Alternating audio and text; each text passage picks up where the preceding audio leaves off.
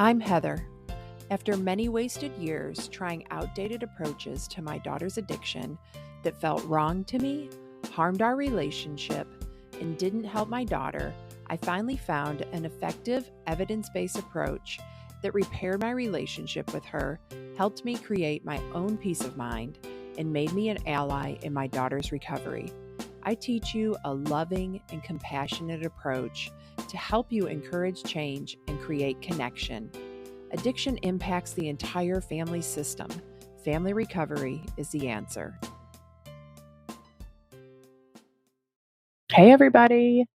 I want to take a moment to celebrate the fact that this is episode number 60. My biggest fear when I started podcasting was that I wouldn't be able to come up with enough high quality content to share. Like, I didn't know if I had 10 episodes in me, let alone 60. I had confidence that I can help my clients when I'm coaching with them and that I can help them find the right path for their family. But hitting record and talking to myself was so uncomfortable. I had to practice just recording myself, talking to myself for a while before I could even sit down to record a podcast episode. It just felt so weird. But still, even sometimes after I do an episode, I think it's horrible and I have a ton of anxiety. I don't even want to share it. For a long time, that became a checklist item for me. That was part of the process of doing the podcast. Like, if I had a list of things to do to get the podcast done and published, there was an item that said, think it's awful and move on to the next step. So just check that one right off the list. But now that I've pushed through that feeling 60 times, it's a lot easier. And recording myself, talking to myself doesn't feel as weird as it used to anymore either. So yay for 60 episodes. I just wanted to celebrate that. And along the lines of doing things that are uncomfortable, I'm about to offer you a concept that might be uncomfortable at first as well. And that's that sobriety cannot be your only measure for success. I don't think anybody ever told me that. I wish somebody had told me. I just figured it out after years of causing my daughter and I a lot of pain with that belief that absolute abstinence from all substances was the only thing that was acceptable. It was more like an after the fact realization when my relationship with my daughter became my priority that having that as my only measurement for success caused us a lot of problems. I learned so much through prioritizing loving Helena and accepting her just as she was. That belief that it is not working caused me so much pain and shame and feelings of being defeated. It was just this constant unwanted companion throughout my journey with trying to help and support Helena. And that belief also came between me and how I wanted to show up as a mother. I would get caught up in all the ruminations about how it wasn't working, and I would either retreat into depression and sadness, or I would put all of my energy into controlling and fixing my daughter. Neither extreme worked well or at all. And when I think about it, and as I'm talking about it, I can still feel the heavy burden of that belief that nothing was working, because anything less than perfection was failure in my mind. And that caused me so much pain because it also meant that I couldn't be happy until sobriety was achieved. And it also meant all kinds of painful things about my daughter as well. And I've noticed that theme with so many parents I've talked to lately. They're really struggling because sobriety is their only measure of success too. So they constantly feel like a failure. The key that they're missing, though, and the key that I was missing is that there are so many other measurements of success available. You need to give yourself small wins. Without the small wins, you can't keep going. Those small wins create joy and they give you energy to keep going in this exhausting situation.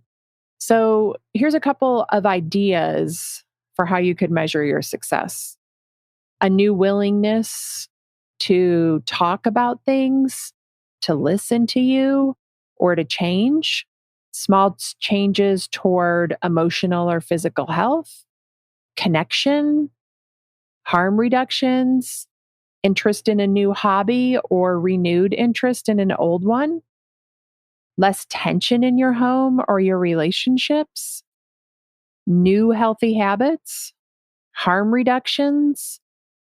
You feel good about how you're showing up as a parent. You're taking better care of yourself. You're creating meaningful experience in your life outside of your child. And those are just a couple of ideas, but you can brainstorm measurements of success that are unique to your situation in your family. So let's talk through this in the context of something other than substance abuse. Weight loss is my favorite example because most people can relate.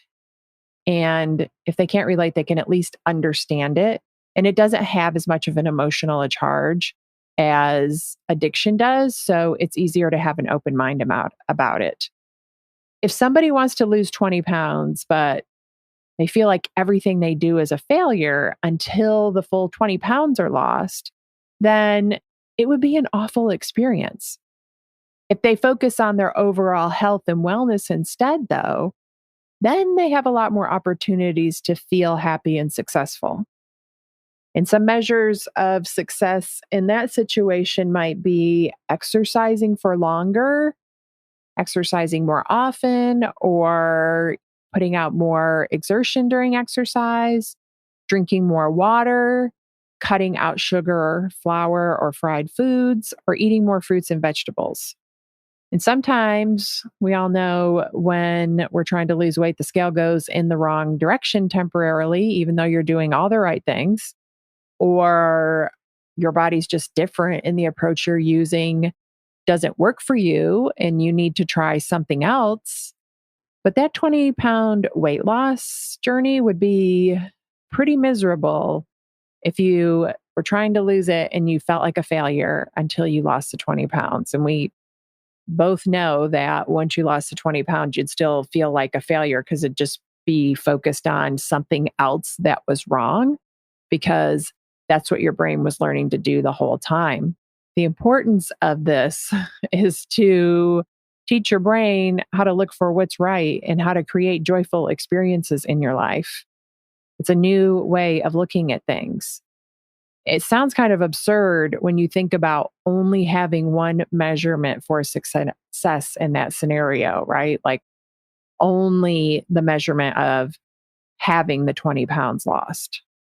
But long lasting, sustainable change is a process. It's not just removing the substance or whatever substances they're using. There's so much more to living a healthy, happy life. So it's complex. We're humans. There's so many more moving parts. But a lot of parents believe that the removal of the substance will make them feel better. But I'm here to tell you that if you do feel better, it doesn't last long. I work with a lot of parents that their kids are sober and have been for a while. And those parents work with me because even though things are going well, they're still struggling. The parents are still struggling. They're living in fear. They're worried about their child relapsing. And that's because they feel like they're not going to be okay if something like that happens with their child. And when parents look to their kids to help them feel better, and then they end up judging everything they do as good or bad, right? There's this excitement that, yes, what they just did feels good and you feel peaceful and secure because you think that Their sobriety is going to continue based on what they did. But your kids are human. So then there's going to be this moment where you're like, oh, no, I'm so disappointed. They just did or said something that seems like maybe they're not going to stay sober. And it just creates this huge emotional roller coaster. And change is really hard. Like when somebody's trying to make major changes in their life, of course, there's going to be all this up and down, and you can't go on that roller coaster ride with them. You have to have your own balance. And the most important thing is to have tools that help you regulate and create that balance through all the ups and downs, ways for you to create your own relief. And how you think about and measure success is one of those ways you can help yourself regulate. Not only regulate, but actually create the kind of moments that you want to experience as a parent and aren't getting to experience. And you can also look for moments to create joy even when things suck. Addiction's hard for everybody. Addiction takes what it wants to take, but you don't have to give it more, or you can at least give it as little as possible. How do you want to measure success with your child? What's success mean in your family? What's your priority besides sobriety? Is it safety or connection? What skills does your family need to learn to become a long-term source of healthy support for your child? You know, you're going to be, and you are the constant in your child's life. Like they go to rehab for 30, maybe 90 days, depending on how long the insurance lets them stay, or once in a great while, you can find a longer program. And then they come out and maybe they go to meetings a couple times a week or counseling, but that's not very much time in the grand scheme of things. The rest of the time, you're the constant in their life. You're always going to be there. So the more skills you have to support them and yourself, you're the best suited person to have those skills. So it's totally worth the investment of time and energy into yourself, and the investment in learning how to create the best possible experience you can, even when things are really difficult. So answering those questions about what success looks like in your family, taking the time to write it down and keep reminding yourself will make this experience completely different for you. You can't control what your child does, but you can create a different experience for yourself. So if you're struggling with this or anything else, you can set up a call with me. We'll work through it together. There is a link in the show notes to sign up. Also, please remember to share this podcast with anybody that needs it. I'll talk to you soon. Thank you for listening to this episode. If you want to learn more about my work, go to heatherrosscoaching.com. If you want to help other parents who are struggling with a child's addiction, you can do it two different ways. First, you can share the podcast with them directly, or you can share it on your social media. Second, you can leave a review. Talk to you next week.